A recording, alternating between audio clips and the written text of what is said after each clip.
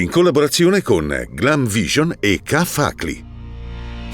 'Ndrangheta in Trentino. È iniziato in corte d'assise a Trento il processo perfido sulle infiltrazioni della 'ndrangheta nel settore del porfido in Val di Cembra. Sono 14 gli imputati, ammesse tutte le parti civili.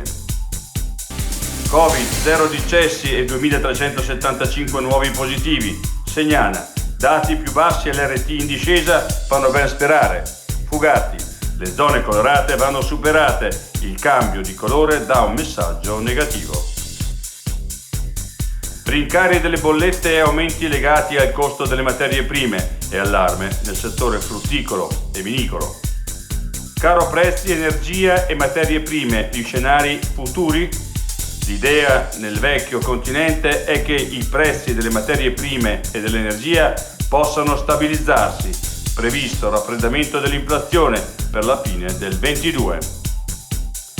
La Corte Costituzionale boccia 2 leggi della provincia.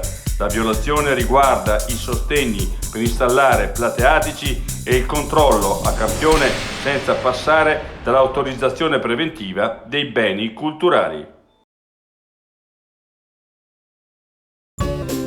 Pratiche di successione?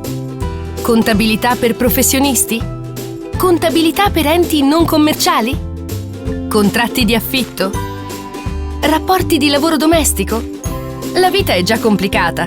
Falla più facile con Ca' Facli. Ca' Facli ti dà più che una mano.